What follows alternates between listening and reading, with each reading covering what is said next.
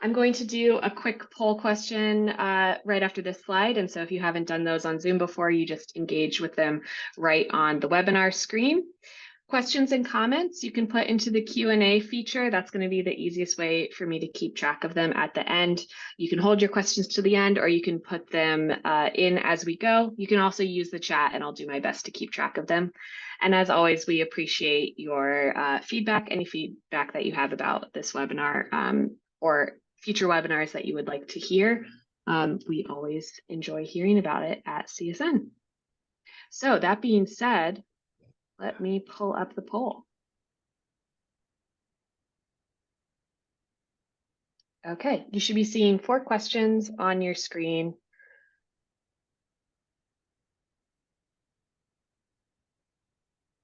And I'm going to give it about 30 seconds for folks to answer.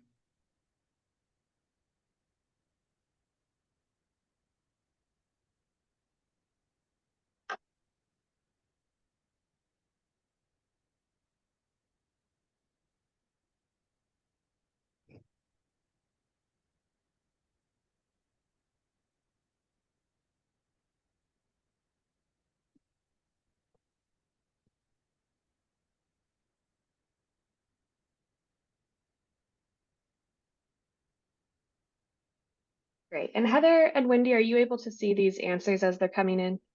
Yes. Okay, perfect. Okay, I'm going to go ahead and end the poll and we'll keep it moving. Thank you for sharing a little bit about your demographics with us all. So it seemed like there was a mix of folks who were familiar with CSN, Chesapeake Stormwater Network. So to go through real quickly, in case you have a little bit less familiarity with the network, what is the network? We're a community of about 11,000 stormwater professionals from the Chesapeake Bay watershed and beyond. And what we focus on doing is providing free resources and training, capacity building, as well as celebrating the successes and innovation in the stormwater field. What does it mean to join the network? Joining the network is free. It basically subscribes you to our newsletter, the Stormwater Scoop, which comes out once a month, and also is super useful in alerting you to all of our different programs, webinars like these, different training programs and resources that we have to offer. And upcoming at Chesapeake Stormwater Network, this is the second to last webinar in our webinar series. We do have one last webinar coming up next week, enhancing soil health and rewilding our landscapes one stream at a time. It's going to be a good one, as they all are. So if you're interested in more information, this is on our website and you can register for that as well. And Chesapeake Stormwater Network also develops live trainings throughout the year, free on-site, or they can be virtual. We've done a wide variety of training topics. So if you're interested in doing this, feel free to reach out to David and myself. I'll make sure to put my email in the chat at some point in this presentation. So finally, we have our topic, transforming IDDE, City of Rockville's approach to managing illicit discharge detection and elimination. Let me pull up my bios for our speakers. Hopefully this doesn't interrupt our what you're seeing on the screen. But I realized my bios got buried, so bear with me.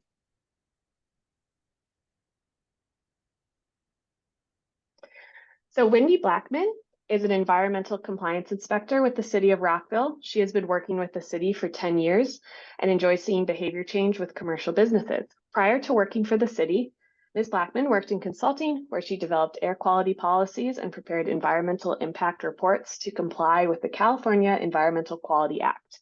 Ms. Blackman has a BA in geography from California State University, Northridge. Then we have Heather Glanter, who has had the privilege of being the stormwater manager for the City of Rockville, Maryland for 16 years and has focused on implementing all aspects of its MS4 Phase II permit implementation program. Before entering local government, Ms. Galanter, sorry about the first mispronunciation, worked for a consulting firm where she focused on environmental policy evaluation, strategic planning, and process facilitation for the federal government. She has a BS in biology from the State University of New York at Geneseo and an MA in environmental and resource policy from the George Washington University. So without further ado, I will turn it over to you two. Advance our slides. Here we go. Hi, thank you so much for that introduction. No worries about mispronouncing my name. Everybody does it, so no worries there. We're so excited to be invited to speak, so thank you so much for that. And we can move on to the next slide, which is just our City of Rockville stats, I like to call it. So we're approximately 13 square miles, just north of the District of Columbia. We're still on the metro. We have 2 metro stations. We're very proud of that.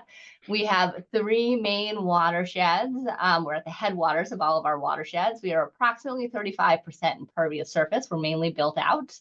An older city. We have over 1,200 stormwater management facilities in Rockville, and that's our handy dandy little snip of our map of all our stormwater management facilities. We have approximately 564 outfalls. You know, we're finding new ones all the time.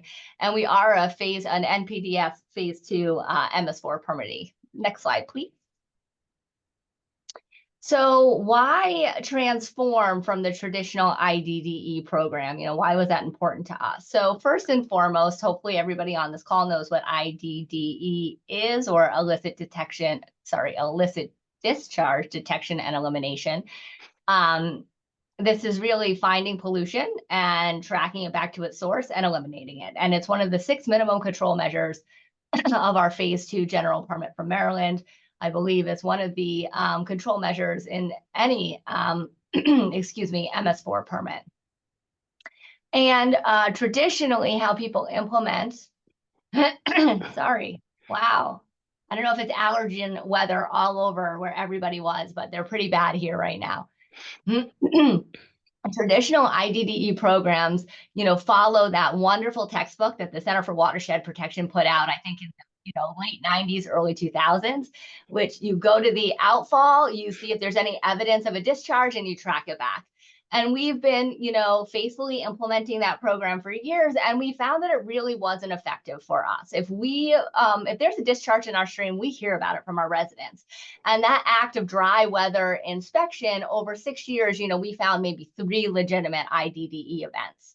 So we told this to the state of Maryland, and they listened. And thank you. I think I saw Michelle Crawford at least on the interview or on the panel. The participants list. So thank you, Maryland, for listening. And, they changed their permit language for the general permit the last time it was updated. And I just want to read that section because it's really the main reason we could do the whole program that you're going to see. And it's Appendix B, Section 2C, illicit discharge investigations. And really, it talks about the fact that in some cases, the permittee may find that an outfall is not a useful inspection point to detect an illicit discharge, e.g. outfall is submerged, significant groundwater flow is present, the outfall serves a large drainage area. In these cases, the permittee has the discretion to pick an inspection point further up the system. And so we took that flexibility and we ran with it. And what we did is we identified where all of our hotspots were, or areas where we believe that pollution was most likely originating from. And we instituted a program that's really modeled more out of the industrial NPDES permit requirements with the stormwater pollution prevention plan. So we don't require the pollution prevention plan, but we go and we educate these property owners on why pollution discharges is bad. Do you know it goes to our streams? This is what to look for, and here are BMPs that you could be using. And then our program implementation goes from there, as Wendy is going to discuss. And with that, I'm going to turn it over to her. Hello, everyone. This slide talks about all the steps we use for program development. Each bullet represents all the things we do to develop a new program. We used our existing water quality protection ordinance. We identified sectors of high pollution potential. We developed an inventory. We performed outreach and education by notifying stakeholders, held outreach meetings, and developed educational information. Then we held introductory inspections and enforcement inspections. This webinar will focus on each of these steps to provide you with information so you can develop your own program. So as Heather said, we refocused our program to target commercial facilities. And currently these businesses represent food service establishments, automotive businesses, and stone cutters. Before I go on, the attached map shows the distribution of these businesses across the city. The purple are the food service establishments, and the yellow are auto, and the turquoise are the stone cutters. So next slide, please. So the first step in developing a program, it's important to have an ordinance. That's one of the primary tools in being able to actually enforce your program. Luckily for me, this program was in place before I started the program, and it's very broad that it can be used for all components of my commercial inspections. For FOG, I developed this flyer and I pulled out the aspects of the code that are most applicable to food service establishments. And I had parts of it translated in Spanish and Chinese, which are the other predominant languages in the city. Next slide, please. So how did we identify our sectors? Our FOG program was developed first, and it started before I got here. It developed when Washington Suburban Sanitary Commission received a consent decree by the EPA in 2006 because they wanted to stop SSOs caused by grease and clogs in the pipes. And the city had similar concerns, so they developed another program for us as well. As the FOG program developed, we used it as a all the components are used for this program, and it includes about 330 locations currently. For phase 2, we figured we knew we had to identify the next largest sector, and because of our we have another inspector who does a lot of windshield inspections, and he identified hotspot locations, and these were primarily occupied by automotive businesses. And then the next sector were stone cutters, and these are also in this hotspot area. So currently between all three, we have about 480 sites, but we hope to expand to property managers and landscapers, and these will increase our inspection sites to about 550. Inventory development. So once we identified the type of businesses that we wanted to focus on, we had to figure out where they were, their names, and how to contact them. So for FOG, we use the county health data. This data, first when I started this program, I had to contact the county and ask them for this data, but now it's available online, and it's easy to access, but it's not clean data. So I have to really go through and do a lot of sorting and cleaning it up. For the autos, I had a lot of trouble figuring it out. At first, I Googled them, and I came up with a lot of businesses that either had the same name or very similar name. It was very, very confusing. So I talked to other people in the city, and I did end up talking to a fire marshal, and he told me that the county has issues permits to all auto shops for it's a hazardous material permit. So what it does is it collects the information, the types of materials that they hold in their shop for fire in the event of a fire, and they know what's there. For stone cutters, we only have about 10 in the city right now, so it was easy to figure out by Google, and also by driving around and correcting the information I had. If your jurisdiction doesn't have this data, I suggest looking at occupancy permits to use for the start of your inventory.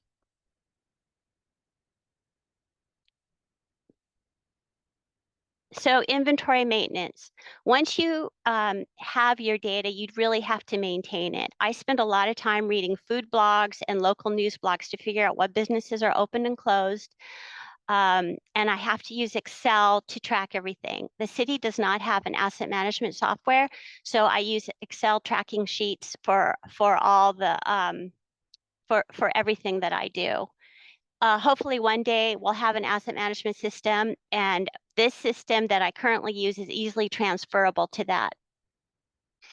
What I track my inspection date, any new inspections quarterly, and I track by fiscal year along with compliance inspections, open and close notice of violations, and I use all this for our MS4 reporting and reporting to our Public Works Director. Once we figure out who all of our inspectees are, it's time to work on notifying them about a new program. So I developed letters and postcards to mail out. For the auto program, I had about, we had 3 outreach meetings, but we only had about 15 attendees. And so we learned a lot from these meetings, but we decided not to continue with them because it was a lot of trouble. Well, what we learned from these meetings was that they certainly didn't want to be inspected by another government inspector. But we also learned what type of outreach materials would be most useful for them. So these are the 2 postcards I sent out. The top left is the one for the auto program, and the right is for the Stonecutters program. Concurrently with development of these and sending out these, I was developing all the outreach materials for once the program started up.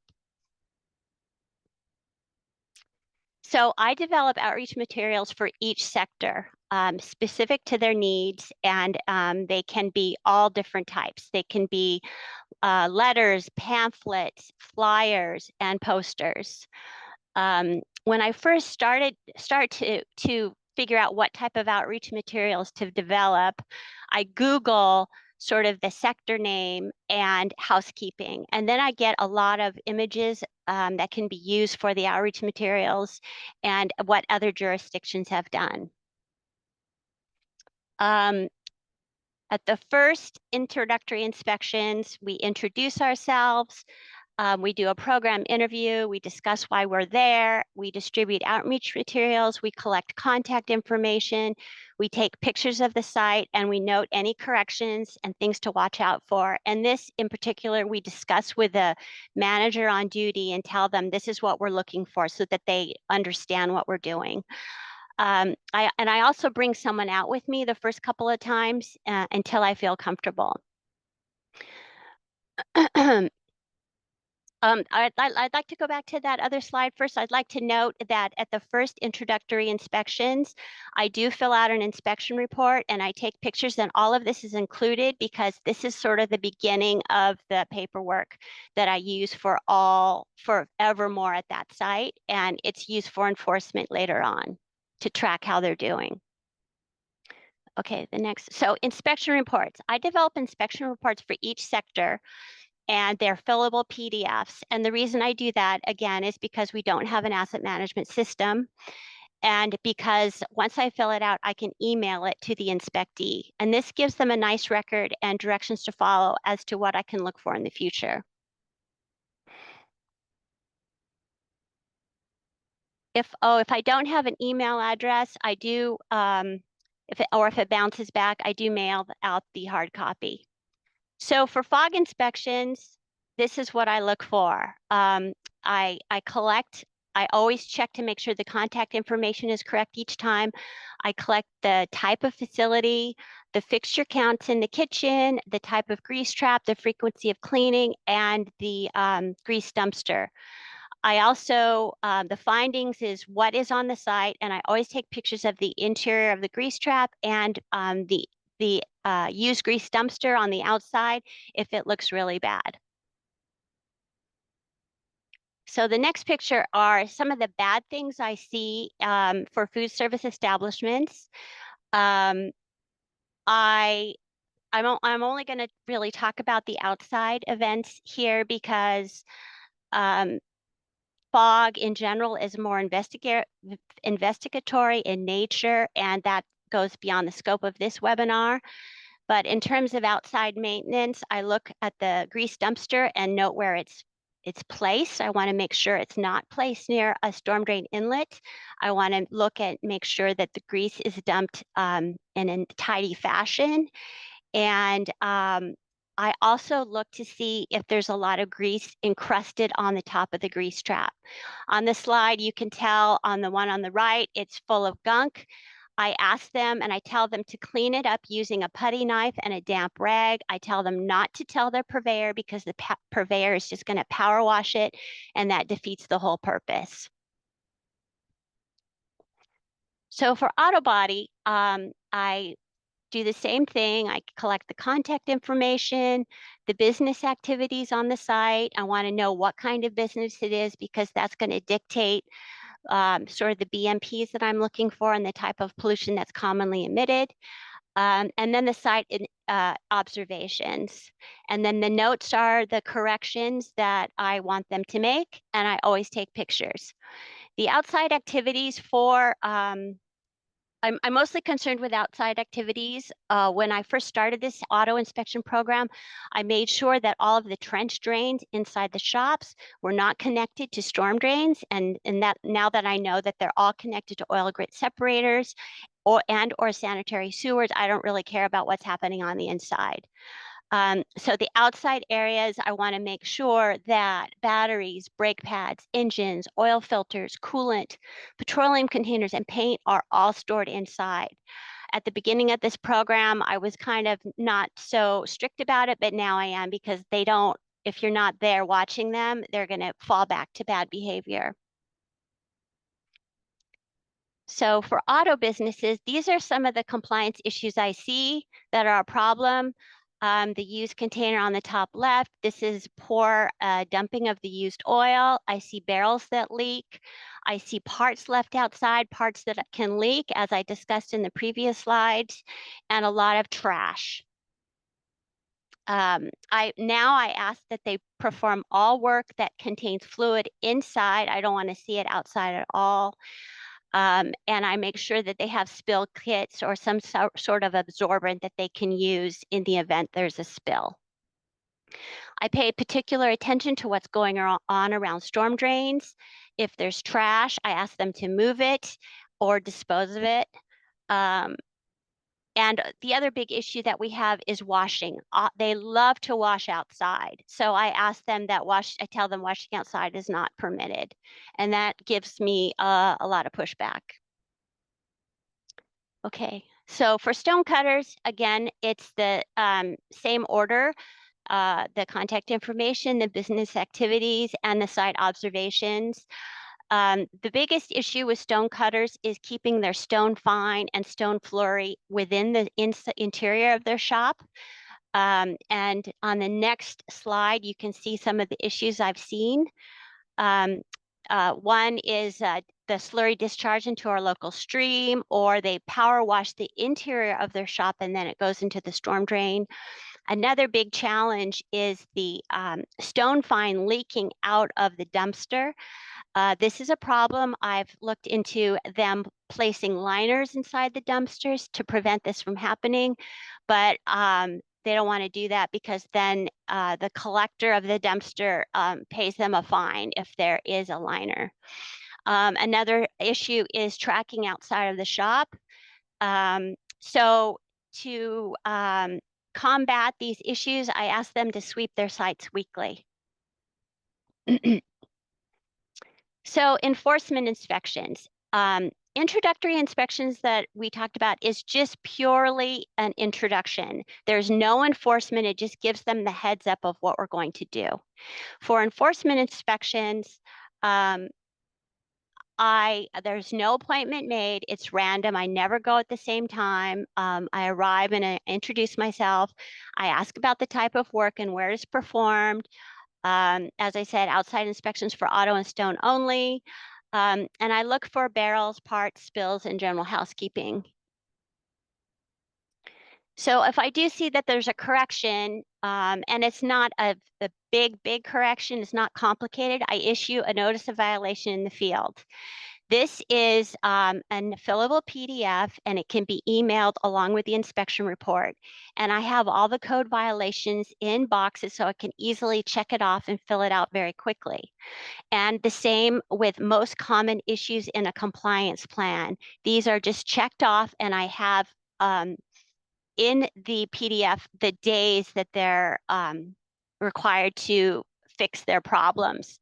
In addition, in the explanation of the compliance plan, I added this section because I really need to spell these things out to these people. And so what I do is I number the compliance issues in sequential order, like what needs to happen first, when this happens, what, how it should go. And that seems to help them out a lot.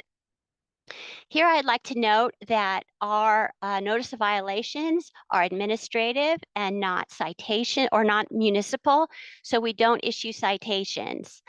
Our process is much slower than issuing citations. We go through a very long process, notice of violation with penalty, and so on and so forth. And it doesn't go to court immediately like it would in a citation. Ours can go to the court, but it's at a much longer process and later on. So for any penalties or more complicated notice of violation, we issue a formal NOV, which includes a much more detailed legal analytical framework, such as we always include the factual findings, the determination of violation, which is part of our code, and then the compliance requirements, future noncompliance, request for reconsideration, and our legal authority. Once the compliance period is ended, I always go out and do another inspection. If they have not completed all the compliance plans, it becomes just a compliance inspection number 2. And then, but if they do, it's a closeout inspection. And then when I come back in the office, I issue a letter of satisfaction. But if it is like more than 2 compliance inspections, then I will elevate it to further enforcement actions, which means probably a penalty or a greater penalty. So now I'd like to talk about a community in the city of Rockville.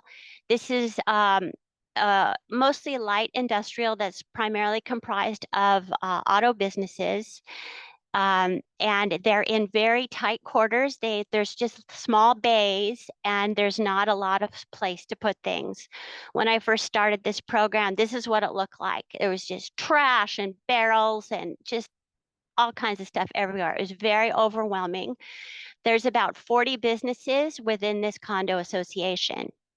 So when I first started this program, I tried to contact the property manager, and I got either no response or just a yeah, sure response. But then I found out who the association president was, and I talked to him. And he was very receptive to my ask, and he was really wanted to clean up the area. So I asked to look at their bylaws, and I compared them to the BMPs that I recommend and issues that are considered a violation to the city. And I asked them to change their bylaws so that it was aligned with our city code and our BMPs, and they did. So this really alerted the businesses that I was around and we were serious. I started going out monthly, but then I increased it to weekly, and I made sure I had a lot of visibility. And things started to really turn around. It took about 2 years, but things now look like this in the next slide. So now you can see how much cleaner everything is. I still have like 1 or 2 people who are problems, but they know what I'm asking for, and they do clean it up right away. I don't have to go back, several times asking them and issuing repeated notice of violations. Now they're really motivated to keep this area clean, and they are looking into adding solar panels And I'm looking into grants so that they can add a car wash with recyclable wash water. Some of the other areas, the challenges that we are faced with is junk. As you saw on the first Westmore slides, there's a lot of junk. These areas in the city are old and very small, and these businesses do not want to pay for dumpsters. They don't want to sort of give up their prime real estate for a dumpster, and they also don't want to pay for it. So over time, a lot of junk built up on their sites. It's not specifically in my code, but I just said, you need to clean this up because I could not see what was happening on the site. I could not see the leaks. I could not see anything. So they ended up cleaning it up. Everywhere I go, I work with them, and they do listen. It takes them some time, but they do listen. And now they're looking into dumpsters, or at least taking it to the dump more often than, never. The other big issue I have is abandoned cars. These businesses, if their estimate for the work is too high, customers will leave the cars there and just abandon the car, and it's up to the business to have the car towed to the dump. This is still a challenge. I'm working with them to try and get rid of a car a week or a car a month, so that they don't have like 10 cars on their lot. It is happening. I give them all the paperwork to help them to help facilitate the process. So another big challenge is barrel removal. There's a lot of barrels in the auto business. A lot of these businesses inherited the barrels and they were just left leaking. They do not know how to get rid of them. They do not know how to call. And again, they don't want to pay for it unless I demand it through a notice of violation. What I ended up doing here is I called MDE to ask them for suggestions as to who is a good person to remove the barrels. And they gave me a company, which I now pass out and give them numbers and estimates for the cost of barrel removal. Outside washing. As I said before, this was the really big issue in the beginning of this program. It's not as big of an issue anymore. We suggested all kinds of things. This was a big challenge in terms of suggesting best management practices. So in the beginning, I asked them to get a contract with a commercial car wash. I asked them to use waterless car washing sprays, and those were big hard no's for them. So instead of that, a lot of them are using those inflatable car wash tubs. I have a few businesses using that begrudgingly. And I do have other businesses who have sort of amended their bays and they wash the cars inside now.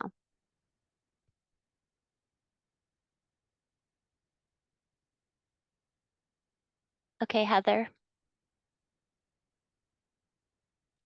Sorry, what a good pass off for me. I asked poor Wendy this a million times. Switch are my slides, so I guess I'm off. Okay.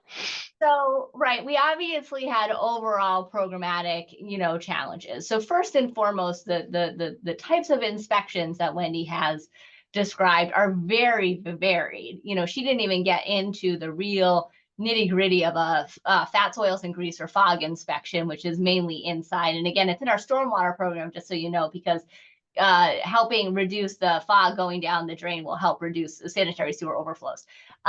So, finding an inspector who can master all of these different inspection, all of these different sectors and understand the BMPs and implement them, that's a challenge. And for a small municipality like ours, we're an army of one. We like to say we right size it for Rockville. If you're a bigger, phase one, some of you might have distinct programs because you have so many facilities. But for us, we really had to do this as surgically as possible. So we have to, train our staff accordingly and make sure they understand these sectors. Data management, as Wendy suggested, we're a little bit, I can't even say 20th century. We might be 19th century sometimes with our data management tools here at the city. So we really had to be innovative and develop our own management tool. And with 550 facilities, 3 distinct sectors, wanting to get out there at least once every 3 years as required by our permit, really having good data management tools and creating those mainly out of whole cloth. And again, an inspector who's really organized and can manage all that is a challenge. And, again, we were really lucky. Communicating with property owners and businesses, we find a lot of people here. You guys might have read recently in Montgomery County in particular, it's a very diverse population in Rockville. That is definitely the case. So we have a lot of different people coming from a lot of different backgrounds, and English as a second language is definitely a challenge. So trying to think about the best languages to put our outreach material out in, and get Wendy as the person on the street the tools to help her translate all the information that she wants to present to these businesses. And technology, there's some of them don't even have email, some of them don't have computers, and that was a surprise to us. And how we get this information into their hands in a timely manner, an effective manner, that's something, again, sometimes Wendy goes out and hand delivers, sometimes it's through the mail, sometimes it's email, sometimes it's repeat touches and visits. And then Wendy definitely glossed over all of the things that she does in a really quick manner in order to make sure that we finish this presentation on time. But we realized, sorry, technical difficulties.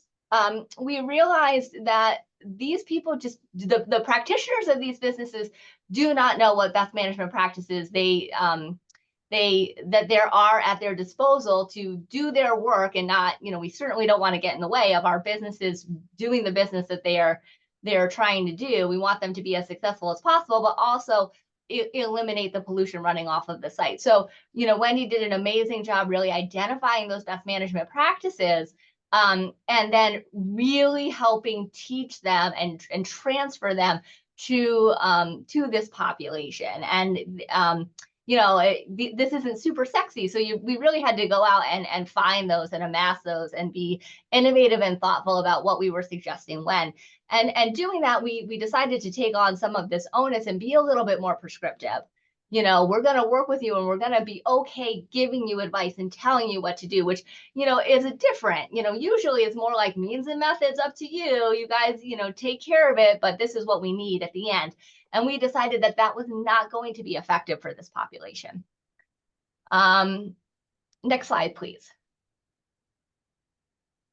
So, first and foremost, I just want to take a big picture look. We are all about compliance assistance. We want to reduce the discharges. We want to reduce the pollution. It is not about extracting fines. And so, that's our whole thing. Our whole lessons learned is, how can we identify the barriers of these businesses, and we come with solutions. We do the research for them. We almost are consultative in that way, because we know that they're not going to have the time or ability or desire, frankly, to do it themselves. So we reduce those barriers. So compliance assistance is huge. Working with everybody at your disposal. Wendy highlighted in the Westmore area the reliance on the property manager and the HOA to help partner with the individual business cleanup. And again, that was really, really instrumental in being successful there. Frequent site visits. We make fun a little bit in the office that Wendy's like the mom, and she she's okay. This is warning number 2. The count, the 1, 2 count. But it really makes a difference. They know she's going to be out there, and they're like, oh, Miss Wendy's here, right? And they turn off their hoses, and they're, being visible, clearly articulating what the ask is and holding them accountable through frequent site visits has really been important. And I guess along with that, which isn't on the slide, staff time. This is time intensive to do it right. We have a dedicated person to do this for 550 facilities. And for some people, some jurisdictions, they might think, oh, wow, that seems like, it seems like you should be spending, maybe the program doesn't deserve that amount of time. But we found that it's really time intensive to get the results that we want. Swag matters, right? What can we give them? Whether it's stuff, stickers, oil pans, absorbent to show them what we're talking about, but also, Wendy's thoughts about, well, here's some resources for you. Here's how you remove barrels. Let's help partner on a grant application to get you a vehicle wash building so you're no longer washing outside. That sort of swag, both intellectually, if you will, as well as materials, go a long way. And the businesses feel like that we care about them as well as the environment, and we're willing to work with them. And then we are not to if we see that a business is trying, even if they haven't gotten to the end, to the destination that we're looking for as quickly as we wanted, if we know they're trying their best, we're going to give them time and we're going to work with them. Is there anything I left out, Wendy? Nope, that's pretty much it. I would like to note that the swag is useful because they remember you. They remember why you're out there. And that is really key. It's sort of a tickler, like, oops, if I use this, then she'll be happy.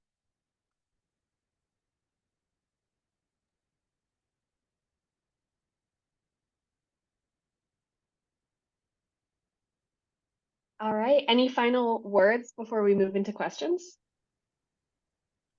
Thank you so much for that presentation. There was so much wonderful information and resources in there. And I did say this in the chat, but this will go up on our website by the end of the week, the slides and the recording. So I'm going ahead and to go ahead